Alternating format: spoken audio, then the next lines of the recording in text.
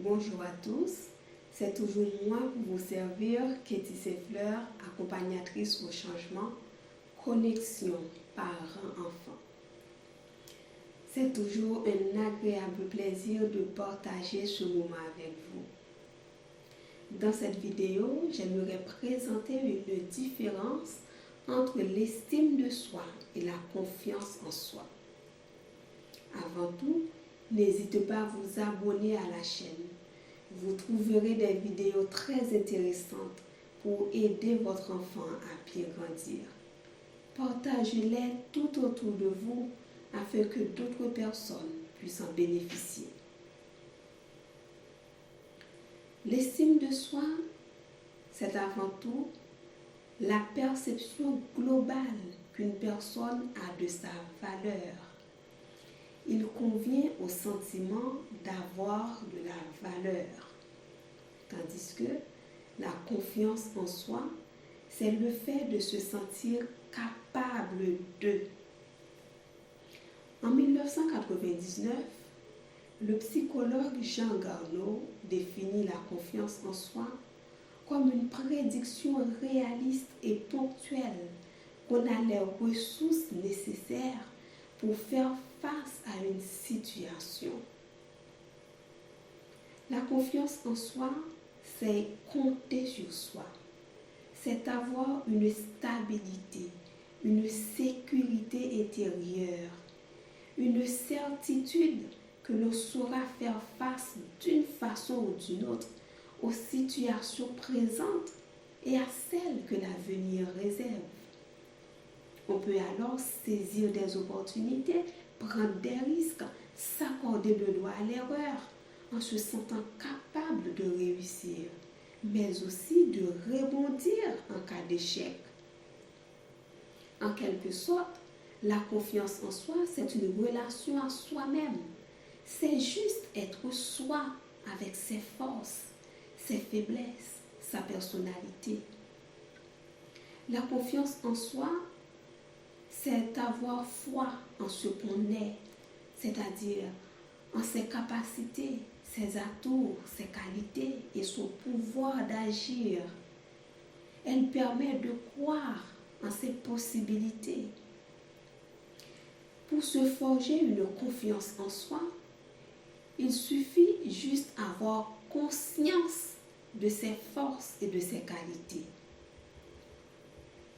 Le manque de confiance en soi, comme trop de confiance en soi, entraîne un ensemble de complexes qui nous empêchent d'avancer. Par exemple, le fait de se placer moins haut ou plus haut que soi-même, c'est-à-dire sa valeur réelle, fait qu'on recule devant les obstacles, on procrastine, on renonce à faire des choses. La confiance en soi, c'est une qualité professionnelle très recherchée. Elle n'est pas innée.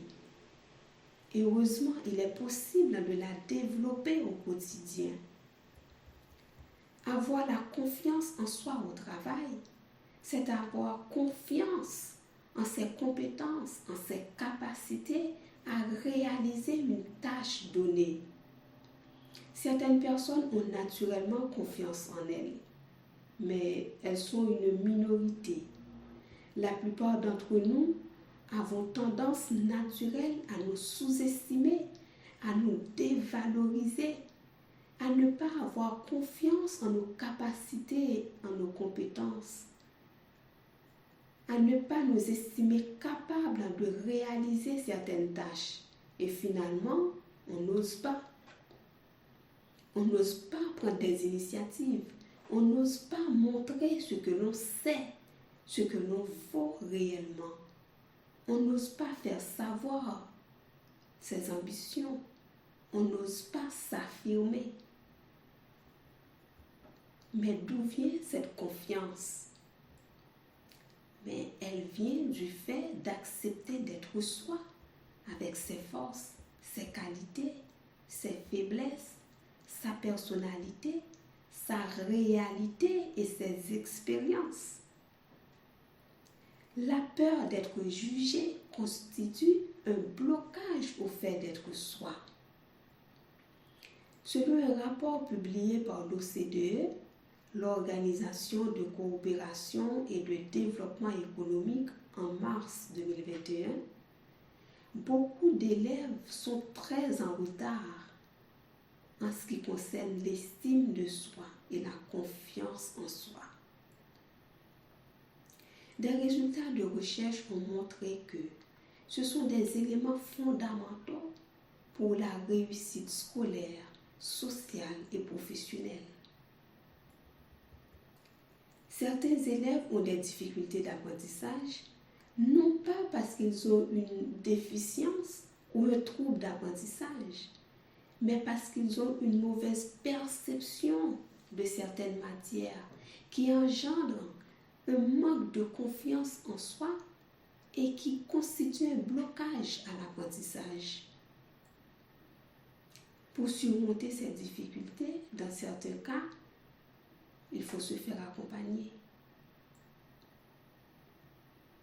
Contactez-moi si vous souhaitez avoir un accompagnement personnalisé. J'espère que cette vidéo vous a plu. N'hésitez pas à vous abonner, liker et la partager tout autour de vous. Je vous remercie de m'avoir suivi et je vous dis à très bientôt.